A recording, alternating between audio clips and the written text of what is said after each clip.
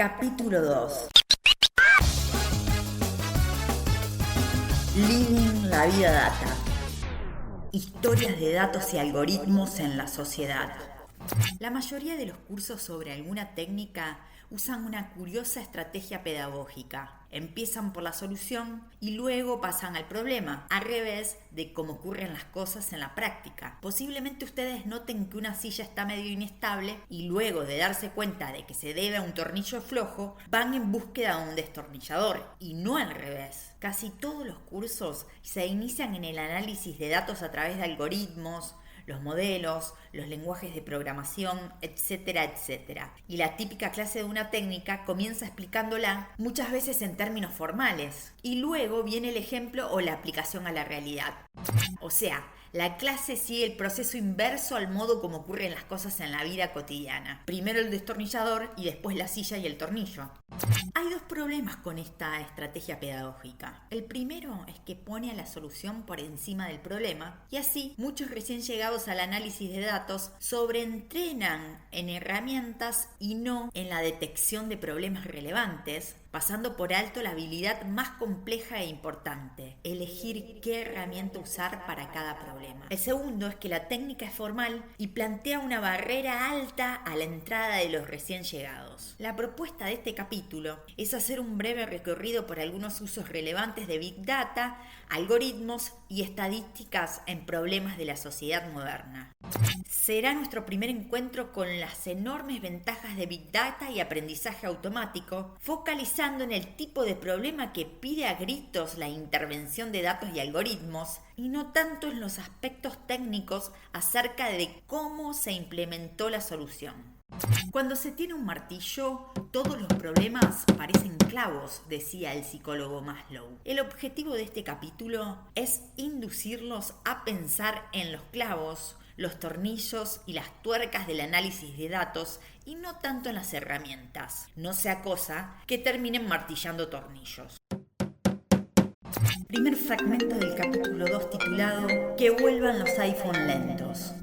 Allá lejos y hace tiempo, cualquier baile incluía un interludio de canciones románticas, los lentos. Para muchos, la señal de que si algo tenía que pasar era en ese instante. Pero el tiempo, que todo lo puede, arrasó con ese medley de canciones antiguas que nos recuerdan Air Supply o Aja y otros artistas que nos visitan con concurrencia cada vez que se atrasa el tipo de cambio. Cada tanto, en alguna reunión de egresados de la secundaria, se escucha a un nostálgico reclamar que vuelvan los lentos, grito de guerra de los que añoran un pasado que no volverá. Boom demográfico mediante, tal vez la masa de nostálgicos no sea tan pequeña y quizás haya espacio para un pingüe negocio dirigido a ese público. Y como el autor no logró reprimir sus instintos analíticos, escribió que vuelvan los lentos en Google y se encontró con que en Chile más de 35.000 personas firmaron una convocatoria que auspiciaba una empresa de snack, pidiendo el regreso del empalagoso género musical. En definitiva, el reclamo parece tener una base sólida, lejos de ser el lamento aislado de algún pelado beodo en una reunión de egresados.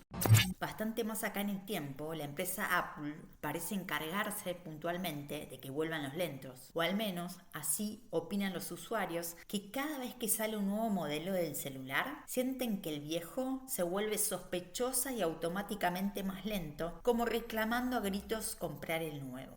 Hay varios puntos a dirimir en relación con esta cuestión. En primer lugar, verificar si la masa de gente que siente esta lentificación es lo suficientemente grande como para darle entidad al fenómeno. En segundo lugar, es relevante dilucidar si en efecto los iPhones se vuelven más lentos o si solo se trata de una mera sensación, tal vez provocada por la envidia y la necesidad de autojustificar la compra de un nuevo celular. Y por último, es importante evaluar si este fenómeno se da también para otras marcas de teléfonos inteligentes.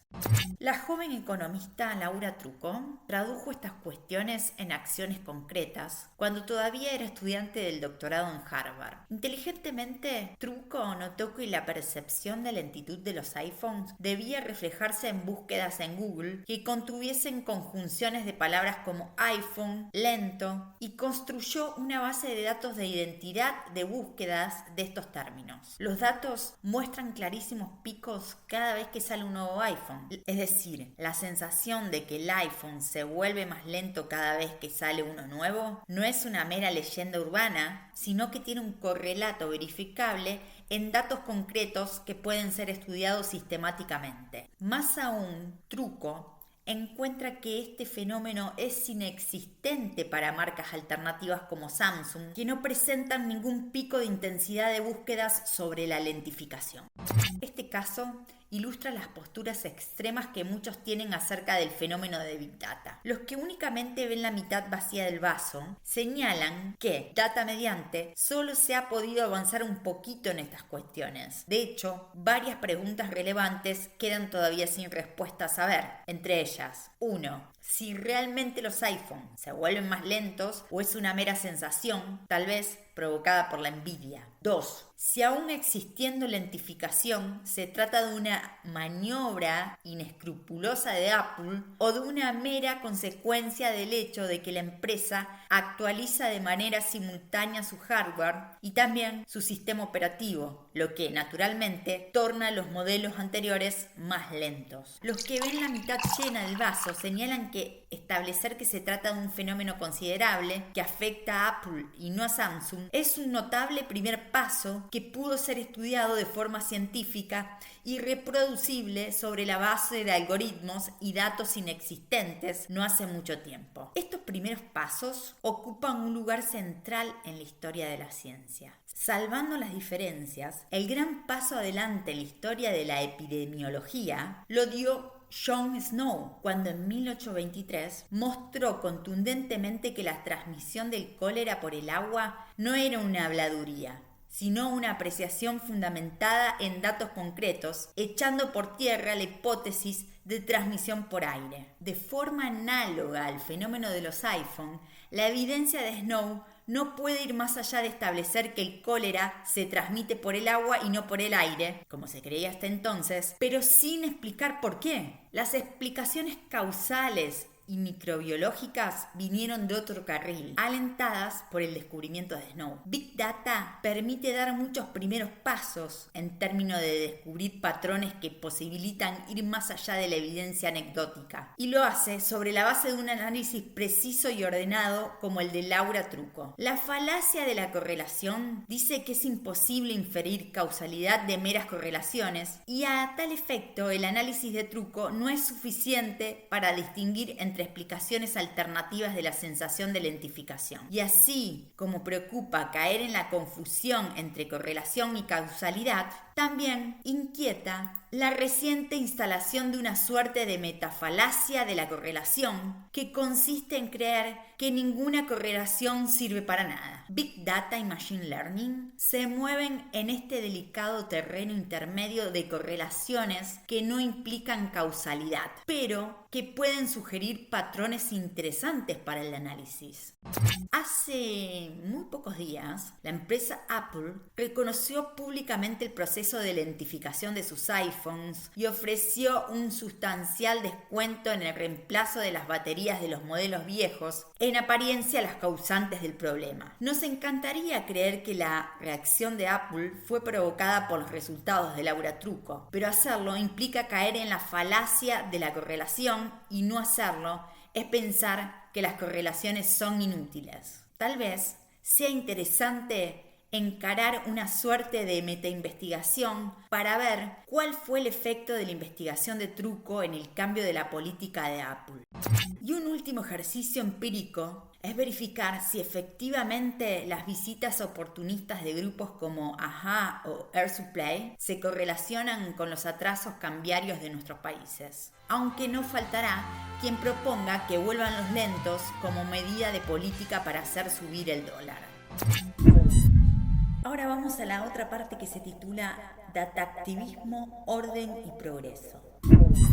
En On Writing Well, acerca de escribir bien, el escritor William Zinsser dice que la frase más importante de un texto es la primera. Todos reconocemos el comienzo de una obra. Así, una linda recomendación para el escritor novato es releer los comienzos de 100 buenos libros de su biblioteca, buscando esa magia a la que se refiere Zinsser. No parece algo difícil. A 2 líneas por libros, si en una página entran unas 40 líneas, los comienzos de 100 libros ocupan 5 páginas de material. El problema es que si uno quisiera trabajar en el bar, debería cargar los 100 libros elegidos o desarmarlos para quitarles a cada uno la primera página. A nuestros fines, lo que importa es que la ejecución de esa tarea se choca con la forma en que la información está organizada, libros impresos. De tener la versión electrónica de los 100 libros, podrían cargarlos en una notebook y de contar con los servicios de un programador, podrían pedirle que nos arme un archivo de 5 páginas con los 2 primeros renglones de cada libro. Una tarea simple para cualquier profesional de informática. Esta cuestión ilustra un importante desafío para Big Data. Si los datos están, pero no sistematizarlos convenientemente, es casi lo mismo que si no están. En nuestro ejemplo, si bien el material relevante entra en 5 páginas, los contendrán los comienzos de los 100 libros. A menos que podamos apelar a la versión electrónica, no hay forma de enfrentar la tarea sugerida sin tener que lidiar con los 100 libros. Creer que la información está por el mero hecho que los datos existen es un serio error de principiante. Un punto crucial en la revolución de Big Data es que la falta de sistematización es la regla más que la excepción. Por su naturaleza espontánea, los miles de millones de datos de Big Data jamás vienen ordenados en una tabla prolija como una planilla de cálculo. Por el contrario, la sistematización previa es muchas veces la más importante de las tareas, en tal punto que una buena plataforma de visualización en forma de tablas o gráficos puede llegar a reemplazar el análisis. Y es justamente una inspirada tarea de sistematización de información pública lo que le valió al programador Manuel Aristarán el ingreso al laboratorio de medios del Massachusetts Institute of Technology, MIT, tal vez la meca de la tecnología, los medios de comunicación y el diseño. En 2010, Aristarán notó que la municipalidad de Bahía Blanca, su ciudad natal, usaba un sistema online en el que se podía consultar la ejecución del presupuesto público. Y si bien la información estaba disponible, el formato usado hacía muy difícil, cuando no imposible, responder preguntas muy elementales y útiles tales como cuánto se gastó en publicidad en el último trimestre o qué reparticiones del municipio gastaron más. En no más de una semana creó Gasto Público Bahiense, GPB, una versión amigable del sistema oficial que permitía realizar consultas sistemáticas acerca de la forma en que se ejecutaba el presupuesto de la ciudad del básquetbol y de Manu Ginóbili. Los datos son materia prima para la discusión. Con GPB tengo la esperanza de que algún bahiense se alarme o alegre por el dinero invertido en una cosa u otra, que se produzca la discusión que motive acciones transformadoras, escribió Aristarán en su blog en relación con los objetivos de GPB, consciente de que la transparencia abre una peligrosa ventana tanto a lo más claro como a lo más oscuro de la gestión pública. Y el escándalo no tardó en llegar. Primero los insultos. Aristarán es un tremendo mentiroso, además de malintencionado, un ignorante tecnológico, dijo un oscuro burócrata que se sintió afectado por las mismas acciones que condujeron a Aristarán al prestigioso MIT y a una exitosa carrera como programador, comunicador y actor social. Y a continuación, un rediseño de la página web del municipio que ahora incluía un molesto captcha que complicaba la tarea de Aristarán. La sigla se refiere a Completely Automated Public Turing Test to Tell Computers and Humans Apart. Prueba de Turing completamente automática y pública para diferenciar ordenadores de humanos. Es decir, una serie de preguntas o acciones muy simples para un humano, pero casi imposibles para un robot como el programado por Aristarán. Por su lógica, el CAPTCHA es la kriptonita de los robots. Tareas tontas para una persona, como la de señalar en un conjunto de fotografías cuáles tienen parte de automóviles, son muy difíciles de sistematizar y un ejemplo de las que se usan en el CAPTCHA para evitar que los robots computacionales accedan a cuentas de bancos u otros sitios con información delicada. Poner un CAPTCHA para acceder a la información pública es tan contradictorio como pedir un certificado de buena conducta para ingresar a la mafia. Pero la mejor ilustración de la naturaleza oximorónica de esta situación es la relatada por el propio Aristarán en su muy recomendable charla TED, cuando menciona que en una reparación oficial alguien se negó a brindar la información a un colega diciendo: no, esa información no te la puedo dar porque es pública. Luego de un par de años de GPB, una nueva gestión municipal tuvo una actitud más colaborativa. Y así es como en 2012, y por iniciativa de Aristarán, nació en la lejana ciudad del sur bonaerense un pionero y exitoso caso de gobierno abierto. Sin un sistema funcional que permite cruzar la información desde múltiples perspectivas, la disponibilidad online de datos de gestión es un gesto valioso pero inoperante, tanto como tener que cargar 100 libros en una carretilla al solo efecto de querer consultar los 2 primeros renglones. Se habla con preocupación de la posibilidad de que varios trabajos sean reemplazados por algoritmos. Sin embargo, el episodio que involucra a Aristarán sugiere una sana convivencia con robots que llevarán a cabo tareas que ningún humano podrá, como la de sistematización de la información relatada en este capítulo, tan importante como su análisis. A nosotros nos tocará devolverles la gentileza a los amigos automáticos, enseñándoles a reconocer dibujitos en una pantalla, a cantar apasionadamente un bolero y a que se animen al Martín Fierro luego de leer Aquí me pongo a cantar al compás de la vihuela, y a alzarse ante las arbitrariedades a las que nos someten varias instituciones, esas que ningún robot tendría ganas de ingresar. El siguiente fragmento se titula Un oasis de agua dulce en medio del mar de datos. En su canción El Padre Antonio y el Monaguillo Andrés, Rubén Blades, el icónico salsero panameño, cuenta la trágica historia del cura pacifista Antonio Tejera, asesinado a balazos junto a su monaguillo de 10 años mientras daba misa en un pueblito de El Salvador. Blades describe tierna y pícaramente al niño Andrés diciendo: le han dado el puesto en la iglesia de Monaguillo a ver si la conexión compone al chiquillo, y su familia está orgullosa porque a su vez se cree que con Dios conectando a uno conecta a 10. La premisa parece ser que ir a la iglesia hace bien, y la pregunta obvia es si practicar una religión vuelve mejores a las personas o si simplemente se trata de que aquellas con más inclinaciones por el bienestar común son más propensas a las prácticas religiosas. A fin de dilucidar esta cuestión, un experimentalista designaría aleatoriamente a un grupo de personas para que practique una religión y a otro no, de forma de ver cuál es el efecto causal de la religiosidad.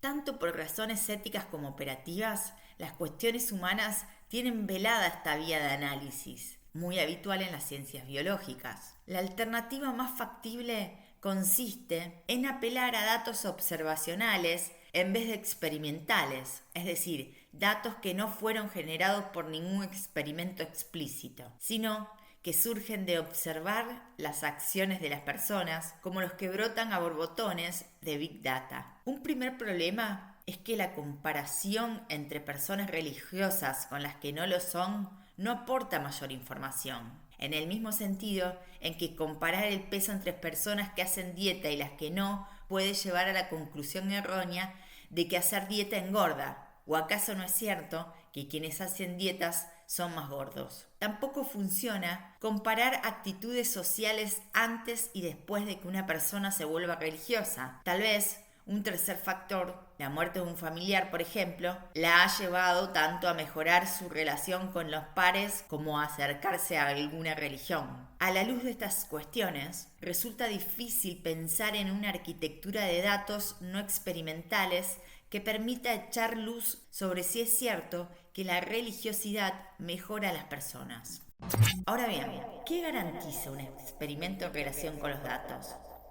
Una separación clara entre causa y efecto. Por ejemplo, si dividiéramos en dos a un grupo de personas, le asignásemos al azar una droga a una mitad y a otra no, y luego le midiéramos a todos la temperatura corporal, la diferencia de temperatura entre quienes tomaron la droga y quienes no debería ser ocasionada por los efectos de la droga bajo ciertas condiciones simples. Es decir, en este contexto, lo único que distingue a las personas de los dos grupos es que unas tomaron la droga y las otras no. De ahí que las diferencias de temperatura deberían atribuirse a la única cosa que ha cambiado entre ambos grupos. Por el contrario, si en vez de una elección al azar la droga es asignada a personas que manifestaron tener fiebre, la comparación de temperatura no es válida, ya que se confunden los efectos de la droga con los de la enfermedad, que hace subir la temperatura corporal. Técnicamente, cuando la causa se mueve de forma ajena al resultado del experimento, se dice que se mueve exógenamente. A modo de ejemplo, la asignación de droga al azar implica una variación exógena, mientras que si asignamos la droga solo a las personas que sienten fiebre, en este caso la causa se mueve endógenamente, es decir, en relación con el efecto que se quiere medir. Usando esta jerga, la principal contribución de un experimento es garantizar que la causa se mueve exógenamente. En el experimento, es el azar lo que garantiza que la droga es la única causa de variación en la temperatura. En la práctica, la gente no anda tomando ibuprofeno porque sí, sino porque tiene fiebre. De ahí que los datos observacionales no permiten aislar con claridad las causas del efecto. De hecho, un día cualquiera, la relación entre la temperatura corporal de la persona y la cantidad de ibuprofeno que tomaron es positiva, no porque el ibuprofeno haga subir la temperatura, sino porque quienes tienen fiebre lo tomaron y quienes tenían temperatura normal no. Una de las enormes oportunidades que brinda el paradigma de Big Data es que, si es muy cuidadoso, el enorme océano de datos tal vez permite aislar un subconjunto de información que, si bien no proviene de ningún experimento explícito, puede comportarse como si lo fuese. Y esta fue la compleja tarea que encararon los investigadores argentinos Botán y Truglia, a fin de estudiar si es realmente cierto que la práctica religiosa hace mejores a las personas. El objetivo entonces consiste en buscar en el océano de datos información de actitudes sociales y religiosidad cuya correlación pueda interpretarse como casual, es decir, como si proviene de un experimento. Una tarea bien difícil, como veremos. El 23 de agosto de 2003, el ex sacerdote y abusador Johann murió en la cárcel de máxima seguridad del estado en Massachusetts, estrangulado y golpeado por otro preso. Johann cumplía una condena por abusar de más de 130 niños durante casi 30 años de servicio. Cualquiera se horroriza ante este tipo de noticias. De hecho, los sucesos en los que se vio involucrado Johann devinieron en un escándalo mediático mayúsculo en 2002. Botán y Truglia parten de la premisa razonable de que la difusión mediática de estos aberrantes episodios tiene un impacto negativo sobre la religiosidad de las personas. Y también notan que el timing de los abusos no sigue ningún patrón temporal obvio, es decir, ocurren en fechas más o menos azarosas. Consecuentemente, y en los términos antes descritos, la difusión mediática de estos escándalos sexuales que involucran a curas debería producir una variación exógena en la religiosidad. Supongamos, por ejemplo, que en un barrio ocurre un escándalo sexual que involucre a sacerdotes. Esto provocaría una caída en las prácticas religiosas. La gente va menos a misa o desiste de anotar a sus hijos en colegios religiosos, y también un cambio en los comportamientos sociales promovidos por los valores religiosos, donaciones, participación en actividades caritativas, etc. Esta caída en la religiosidad debería interpretarse como si proviniese de un experimento.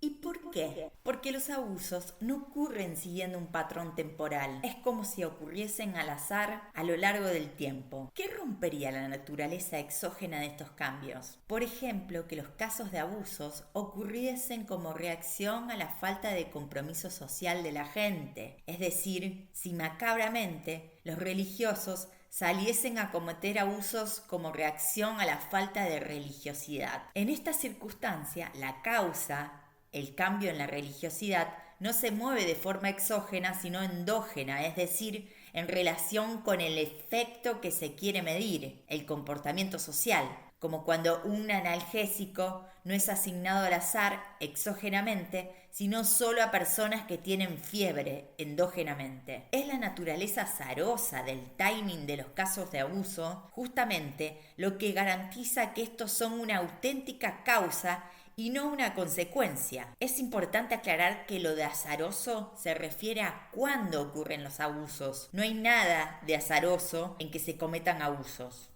Ahora, hay dos problemas. Uno es cómo medir variables tan difusas como grado de religiosidad o actitudes sociales. El otro es reunir una cantidad de eventos suficientes como para que los resultados tengan cierta credibilidad estadística. Botan y Tuglia encararon esta ciclopia tarea. En primer lugar, construyeron una masiva base de datos que permite identificar 3.024 episodios de abuso sexual en los Estados Unidos para el periodo 1980-2010.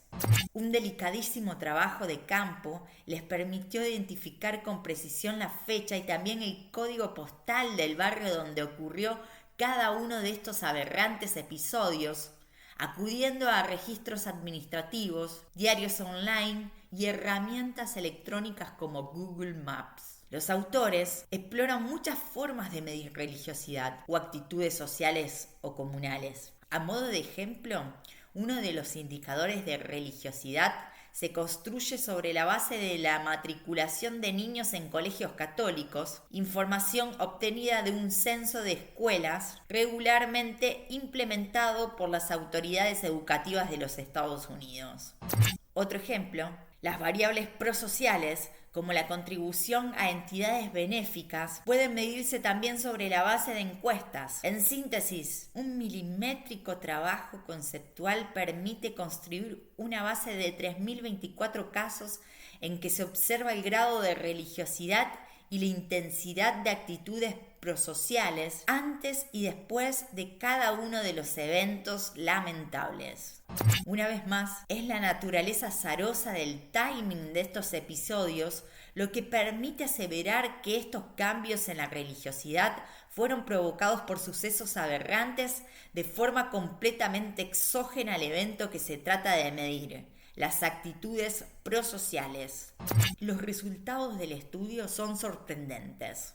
En primer lugar, Botan y Tuglia encuentran que, efectivamente, los escándalos sexuales tienen un impacto negativo en la participación en actividades religiosas. Sin embargo, esta caída en la participación activa en la religiosidad no tiene efectos considerables sobre las actitudes prosociales ni sobre las creencias religiosas de las personas. Es decir, contra lo que la hermosa canción de Blade sugiere, la religiosidad per se no parece cambiar las actitudes prosociales de las personas. Los autores someten estas conclusiones a una enorme batería de tesis y mediciones alternativas, como puede consultarse en el puntilloso estudio científico publicado en una prestigiosa revista internacional. Esta historia ilustra elocuentemente una de las principales oportunidades del paradigma de Big Data. Es un trabajo inteligente y meticuloso el que permite ir de una masiva cantidad de datos anárquicos y en apariencia inconexos, de censos, encuestas, diarios online, etc., a un subconjunto pequeño pero que puede ser estudiado como si hubiese provenido de un experimento, aun cuando dicho experimento jamás fue implementado. Los 3.024 datos del estudio parecen ínfimos en relación con los peta o zettabytes mencionados en el capítulo 1. Si bien provienen de una copiosa cantidad de información, que nadie dudaría en calificar como Big Data, que luego de un meticuloso trabajo de sistematización pudo ser curada para medir un fenómeno concreto. Entonces, una de las principales ventajas de Big Data es que el océano caótico de datos puede contener alguna dosis de datos puros y cristalinos que pueden echar luz sobre cuestiones complejas como las aquí relatadas. La canción de Blades concluye: Antonio cayó hostia en mano y sin saber por qué. Andrés se murió a su lado sin conocer a Pelé. Por el contrario, Johan supo exactamente por qué murió, y fue la naturaleza aleatoria de la frecuencia de sus aberrantes hechos lo que le permite al analista detectivesco encontrar en la masividad de Big Data un canal preciso que conecta la causa, la religiosidad, con el efecto, las prácticas sociales, los valores. Último segmento titulado Big Data y la medición de la pobreza en Ruanda. ¿Qué es pornografía? No sé, pero la reconozco cuando la veo, respondió en 1964 Potter Stewart, entonces juez de la Corte Suprema de los Estados Unidos. La frase de Marras es repetida hasta el hartazgo en relación con fenómenos fáciles de percibir, pero elusivos en cuanto a definiciones precisas como la obesidad, la inteligencia o la pobreza. Y en relación concreta con la pobreza, que no exista una forma obvia de medirla es consecuencia directa de que no hay ninguna manera trivial de definir qué significa ser pobre. Pero más allá de esta apreciación y en línea con los pensamientos de Stewart, lo que está fuera de discusión es que la pobreza existe y es un flagelo persistente que afecta la vida de muchísimas personas y que es o debería ser la preocupación central de la política social.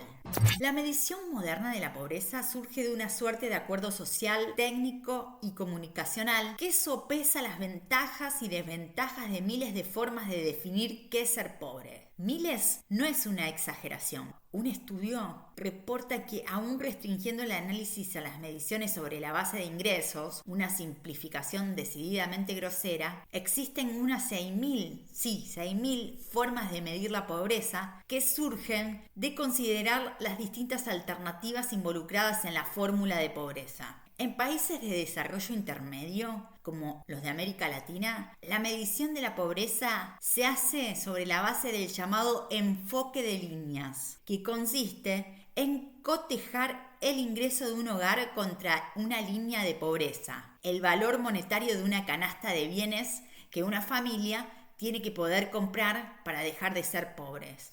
Entonces, este enfoque, llamado de incidencia, requiere relevar los ingresos de las familias y los precios de bienes de la canasta. En la Argentina se usa la encuesta permanente de hogares que se realiza 4 veces al año y, entre otra información socioeconómica, pregunta cuáles son los ingresos por hogar. Los precios de los bienes de la canasta se relevan a través de la encuesta de precios. Sin entrar en detalles, se trata de una costosa tarea que requiere un gran aparato institucional a fin de garantizar tanto que las cifras resultantes sean creíbles y representativas de la población, como comparables entre regiones y a lo largo del tiempo.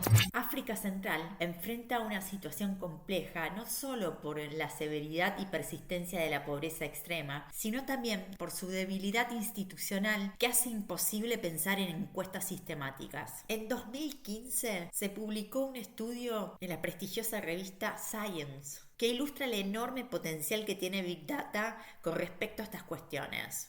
Ruanda es un país extremo en términos de pobreza, azotado por un pasado de terribles guerras. Así y todo, los realizadores del estudio notaron que el uso de teléfonos celulares en este país es bastante más extendido de lo que muchos inferirían de su historia de privaciones, o por lo menos lo suficiente como para que exista una relevación relevante entre la intensidad de uso de celulares y el bienestar. La tarea que se encaró mediante este estudio es la siguiente: maridaron una extensísima base de datos de llamados de teléfonos con una pequeña encuesta a 856 personas, a las cuales se les realizaron varias preguntas a partir de las cuales se construyó un índice de bienestar para cada persona. Posteriormente, apelaron a sofisticados métodos de aprendizaje automático a fin de construir un modelo que permite predecir el bienestar para cada una de las 856 personas sobre la base de la intensidad de uso de celulares. Luego de una extensa evaluación, el modelo fue utilizado para predecir el bienestar del resto de los ruandeses, para quienes se observa información de uso de celulares, pero no de su bienestar. Esta estrategia permite construir un mapa de pobreza para todo el país africano con una elevada granularidad, o sea que la medición puede realizarse a nivel individual, ya que predice el bienestar de una persona sobre la base de su consumo de telefonía celular. Asimismo, esta estrategia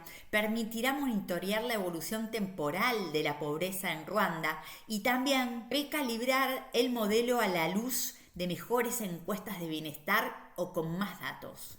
Este caso muestra claramente las ventajas de Big Data en estas delicadas cuestiones sociales y también la relevancia de la interacción entre datos masivos, como los provenientes del uso de celulares, con encuestas tradicionales como la implementada en este caso para medir el bienestar.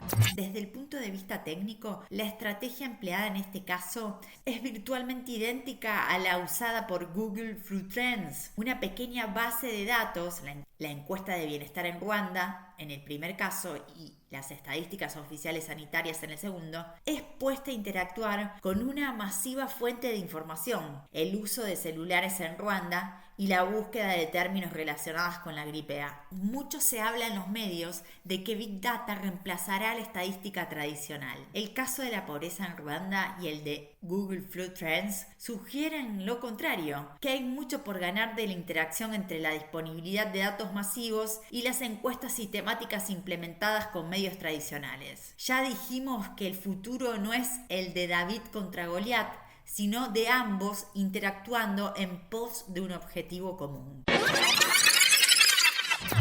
Ahora sí llegamos al fragmento final titulado Da Capo y dice: los 4 casos de este capítulo tienen algo en común, directa o indirectamente, se basan en información masiva y espontánea propia de Big Data, pero difieren en la forma en la que extraen o usan esa información, ilustrando distintas facetas y potencialidades de análisis de datos. En el caso de los iPhone lentos, el principal uso del combo Big Data algoritmos es como herramientas de reconocimientos de patrones, en el límite de la tecnología y lo social. Se trata de una crucial tarea dentro de la ciencia de datos. Remontaremos a esta idea con más ejemplos en el capítulo 4.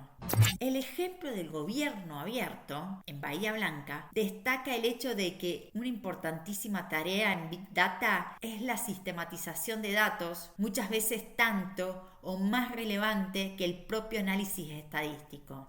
En el caso de los efectos sobre la religiosidad, sugiere que un crucial rol de Big Data es funcionar como una suerte de fuente primaria de información cruda que, con el debido procesamiento, puede producir datos limpios y ordenados como los que obtendría un agrónomo a través de un experimento.